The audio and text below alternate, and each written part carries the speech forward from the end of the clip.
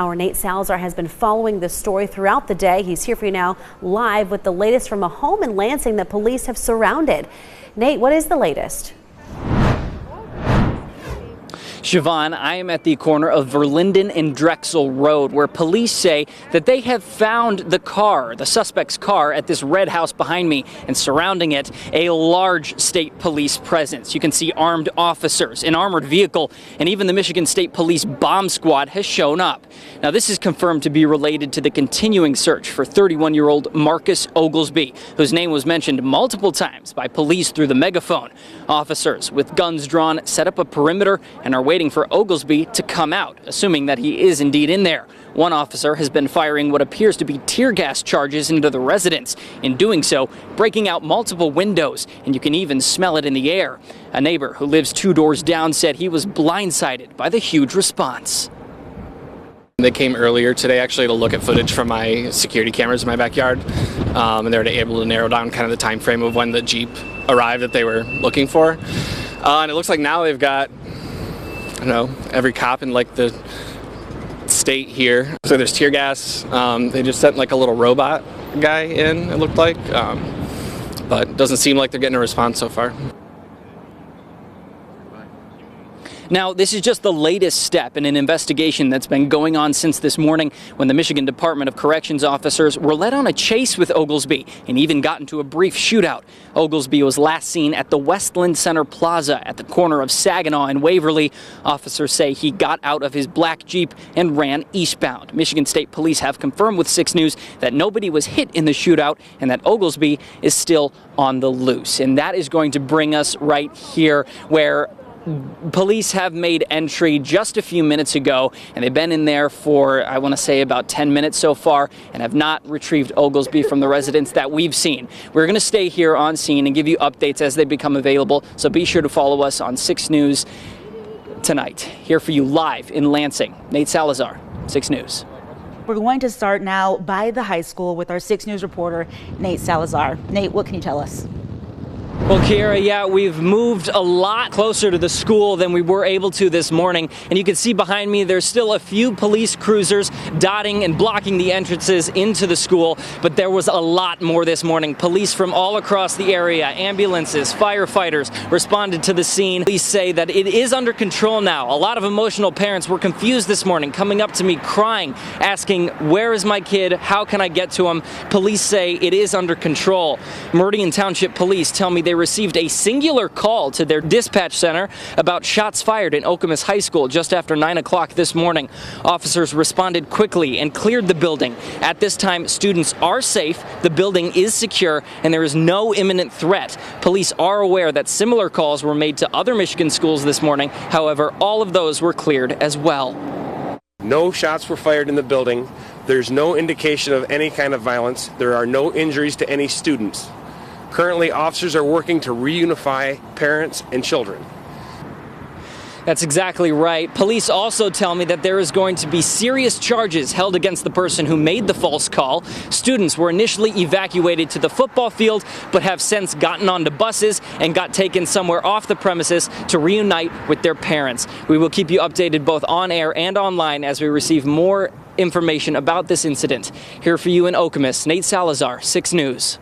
Nate Salazar is on the scene. He's here for you now with an update on the hectic situation, which has seemed to have calmed down. Nate?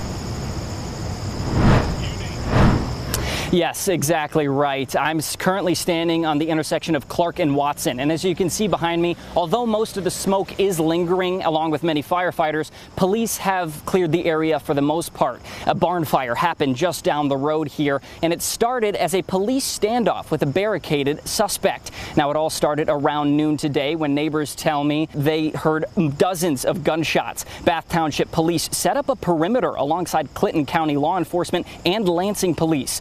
Shortly after, Bath schools quickly went on lockdown.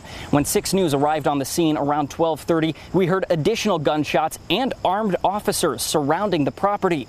The gunfire stopped around 1:30 this afternoon, and shortly after, smoke began billowing out of the barn. Bath Township fire trucks arrived shortly after. Neighbors we spoke to earlier say they recall hearing gunfire and seeing armed officers frantically surrounding the area. folks told me they'd heard probably at least 12 or so gunshots. It appears that they brought in Clinton County's Special Operations Unit. I've seen some of the officers in ghillie suits. They're actively asking the individual to come out with his hands up so that they can, take him into custody without loss of life. Now it's a much different scene now. As you can see, firefighters have moved in and have taken care of the blaze.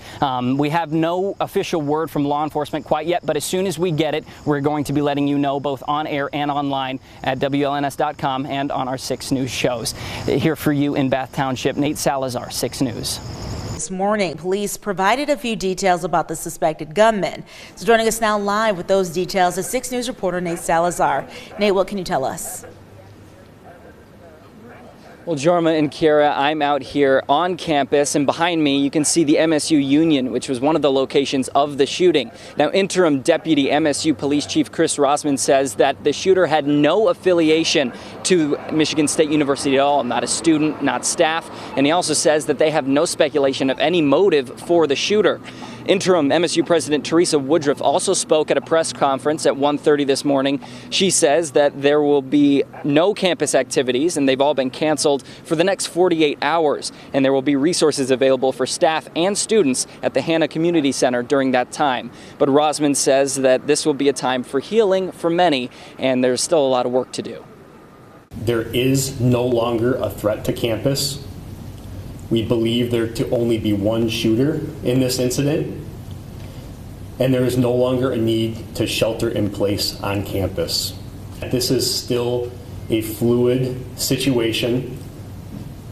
There are several different crime scenes that we are processing with our state and federal partners, and there's a lot of work that still needs to be done.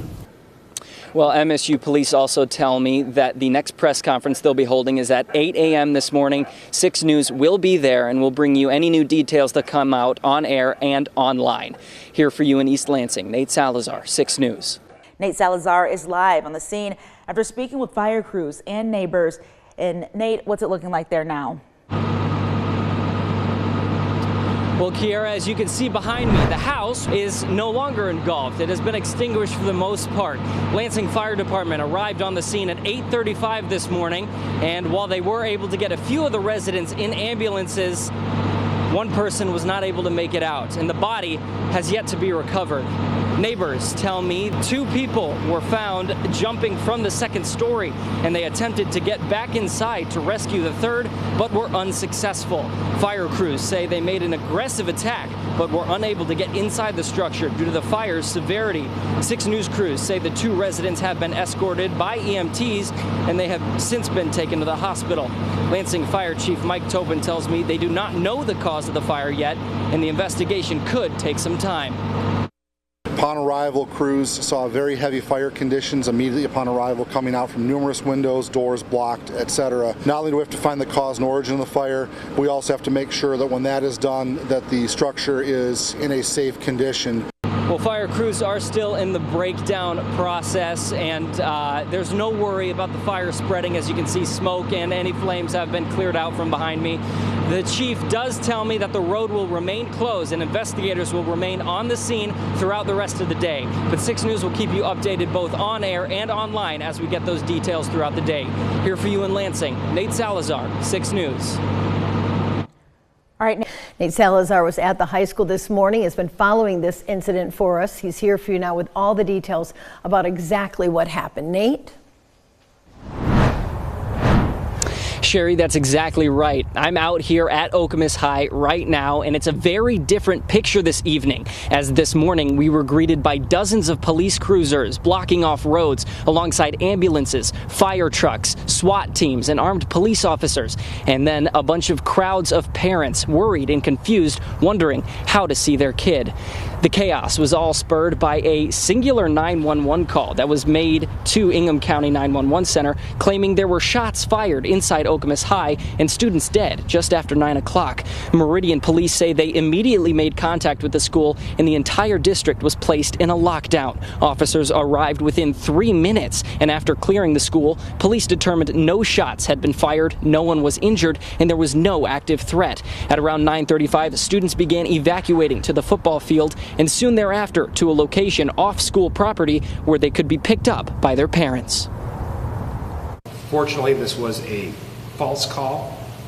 That does not make it any less serious. Put a lot of fear and impact on students, community members, faculty. It's a terrible thing. We are working in conjunction with other law enforcement agencies to find this person and bring criminal charges.